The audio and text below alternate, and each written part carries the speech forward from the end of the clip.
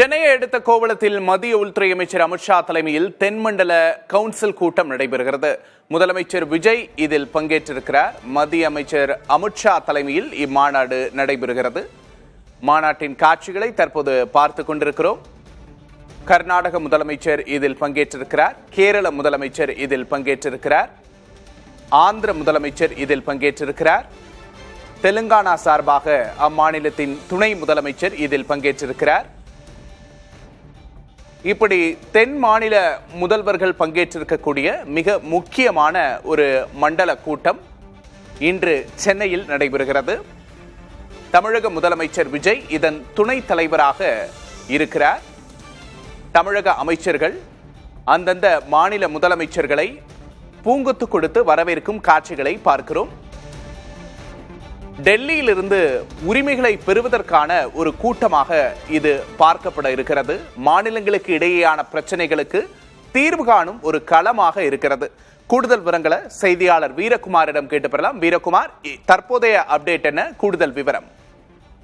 விக்னேஷ், மத்திய உள்துறை அமைச்சர் அமித்ஷா தலைமையில மகாபலிபுரத்தை அடுத்த கோவளத்துல தனியார் விடுதியில 31வது தென் மண்டல கவுன்சில் கூட்டம் என்பது தொடங்கி நடைபெற்று வருகிறது. சுமார் 10 மணிக்கு தொடங்கிய கூட்டம் 1 மணி நேரத்தை கடந்து தற்போது நடைபெற்று வருகிறது. இந்த கூட்டத்துல தமிழ்நாடு முதலமைச்சர் விஜய், கர்நாடகா முதலமைச்சர் டி.கே. சிவகுமார், ஆந்திர முதலமைச்சர் சந்திரபாபு நாயுடு, கேரளா முதலமைச்சர் சதீஷன், அதே போல தெலுங்கானாவினுடைய துணை முதல்வர் பட்டி விக்ரமர்கா, அதே போல புதுச்சேரியினுடைய துணைநிலை ஆளுநர், அந்தமான் நிக்கோபார், லட்சத்தீவுகளுடைய துணைநிலை ஆளுநர்கள், நிர்வாகிகள் என உயர் அதிகாரிகள் கலந்து கொண்டிருக்கிறாங்க. குறிப்பாக வலுவான மாநிலங்களே வலுவான தேசத்தை உருவாக்கும் என்ற கோட்பாட்டின் அடிப்படையில மத்திய மாநில அரசுகளுக்கு இடையேயான விவகாரங்கள் குறித்து விவாதிக்கவும் பேச்சுவார்த்தை நடத்தவும் இந்த மண்டல குழு கூட்டம் என்பது தற்போது நடைபெற்று வருகிறது. பிற மாநில முதலமைச்சர்களை தமிழ்நாடு சார்பாக தமிழ்நாட்டினுடைய அமைச்சர்கள், அரசு செயலாளர்கள் பூங்கொத்து கொடுத்து அந்த கூட்டத்திற்குள்ளே அழைத்து செல்லக்கூடிய காட்சிகளை நம்ம பார்க்கிறோம். தொடர்ச்சியாக மத்திய உள்துறை அமைச்சர் அமித்ஷா இதனுடைய தலைவராகவும், தமிழக முதலமைச்சர் ஜோசப் விஜய் இதன் துணை தலைவராகவும் நியமிக்கப்பட்டு இந்த குழு என்பது தற்போது தொடங்கி நடைபெற்று வருகிறது. இந்த குழுவினுடைய மிக முக்கிய அம்சம் என்பது குறிப்பாக மாநிலங்களுக்கு இடையே இருக்கக்கூடிய அந்த நல்லுறவையும் பரஸ்பர புரிதலையும் ஏற்படுத்துவதற்காகவும் இந்த கூட்டம் என்பது நடைபெறுகிறது.